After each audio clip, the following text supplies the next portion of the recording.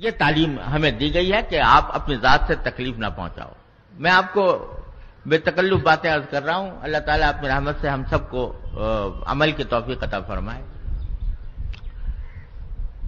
جتنے جہاز ہوتے ہیں ہوائی جہاز، ان کے غسل خانے ہوتے ہیں، ان کے اوپر یہ ہدایت لکھی ہوتی ہے کہ جب آپ غسل خانے سے فارغ ہو کر جائیں تو اس واش بیسن کو تولیے سے صاف کر کے چلے جائیں تاکہ آئندہ آنے والا مسافر جو ہے وہ اس کو صاف ستھرا ملے غسل خانہ.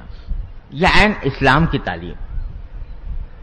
مجھ سے ایک ساتھی ایک مرتبہ جہاز میں ہم جا رہے تھے تو مجھ سے ایک ساتھی کہنے لگے کہ بھئی دیکھو یہ جہاز والے اتنے نامعقول ہیں کہ ہمیں وضو نہیں کرنے دیتے غسل خانے میں. تو اور میں نے وضو کیا تو مجھے بہت انہوں نے زجر و توبیخ کی. تو میں نے کہا بھائی میں تو ساری دنیا میں سفر کرتا ہوں ہوائی جہازوں کے اندر، مجھے آج تک کسی نے منع نہیں کیا وضو کرنے سے، آپ کو کیسے منع کیا؟ تو میں نے اس کو بلا کے پوچھا کیونکہ وہ جہاز کا آدمی تھا. میں نے کہا کہ بھائی آپ کیوں منع کر رہے تھے ان کو؟ کہنے لگا آئیے میں آپ کو دکھاتا ہوں کیوں منع کر رہا تھا. جا کر غسل خانہ جو دکھایا تو وہاں ایک مارے کا کارزار برپا تھا اس غسل خانے کے اندر.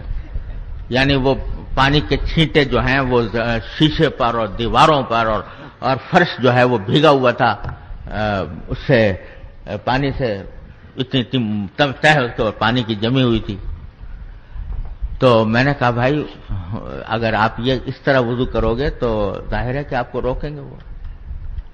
لیکن اگر کوئی آدمی سلیقے سے وضو کرے، اس طرح وضو کرے کہ اس کا جب پانی بہہ جائے تو اس کو وہاں تولیے رکھے ہوئے ہیں، کاغذ رکھے ہوئے ہیں، اسی کام کے لیے رکھے ہوئے ہیں کہ اگر بھیگ جائے تو اس کو صاف کر لیں، شیشے کو صاف کر لیں، دیواروں کو کر لیں، فرش کو کر لیں اور اس کو صاف ستھرا کر کے خشک کر کے آپ جب واپس جاؤ گے تو دوسرا آدمی آ کر اس کو استعمال کرے گا، اطمینان سے کرے گا.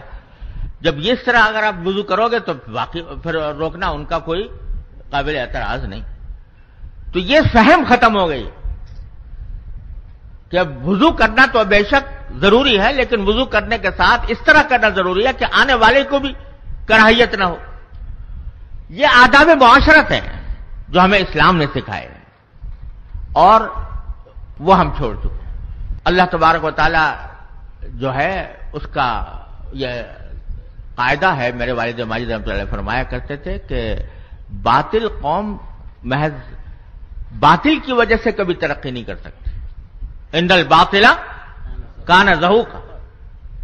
ترقی اگر کوئی کرتی ہے، کسی باطل کو ترقی کرتے ہوئے دیکھو تو ضرور سمجھ لو کہ اس باطل کے ساتھ کوئی حق لگا ہے جس نے اس کو ترقی دی.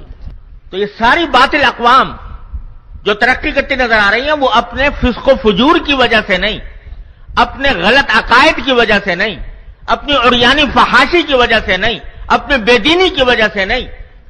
وہ ترقی اگر کر رہی ہیں تو کچھ حق صفات انہوں نے اختیار کی ہیں جو در حقیقت ہمارے دین کی تعلیم تھی.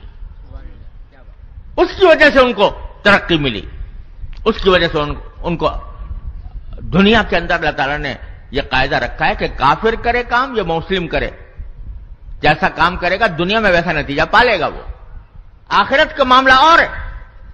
آخرت میں تو ایمان شرط ہے عمل کا ثواب ملنے کے لیے، لیکن دنیا میں مسلمان کرے یا کافر کرے جیسا کام کرے گا ویسے نتائج اس کو دنیا کے اندر مل جائیں گے. تو ان لوگوں نے جد و جہد کی، محنت کی، قوم کی تربیت کی، ان کو طریقہ سکھایا. یہ تعلیم ہمیں دی گئی ہے کہ آپ اپنی ذات سے تکلیف نہ پہنچاؤ. میں آپ کو بے تکلف باتیں عرض کر رہا ہوں. اللہ تعالیٰ اپنی رحمت سے ہم سب کو عمل کی توفیق عطا فرمائے. جتنے جہاز ہوتے ہیں ہوائی جہاز، ان کے غسل خانے ہوتے ہیں، ان کے اوپر یہ ہدایت لکھی ہوتی ہے کہ جب آپ غسل خانے سے فارغ ہو کر جائیں تو اس واش بیسن کو تولیے سے صاف کر کے چلے جائیں تاکہ آئندہ آنے والا مسافر جو ہے وہ اس کو صاف ستھرا ملے غسل خانہ. یہ عین اسلام کی تعلیم. مجھ سے ایک ساتھی ایک مرتبہ جہاز میں ہم جا رہے تھے تو مجھ سے ایک ساتھی کہنے لگے کہ بھئی دیکھو یہ جہاز والے اتنے نامعقول ہیں کہ ہمیں وضو نہیں کرنے دیتے خدا خانے میں. تو اور میں نے وضو کیا تو مجھے بہت انہوں نے زجر و توبیخ کی. تو میں نے کہا بھائی میں تو ساری دنیا میں سفر کرتا ہوں ہوائی جہازوں کے اندر, مجھے آج تک کسی نے منع نہیں کیا وضو کرنے سے, آپ کو کیسے منع کیا؟ تو میں نے اس کو بلا کے پوچھا, کیونکہ وہ جہاز کا آدمی تھا. میں نے کہا کہ بھائی آپ کیوں منع کر رہے تھے ان کو؟ کہنے لگا آئیے میں آپ کو دکھاتا ہوں کیوں منع کر رہا تھا.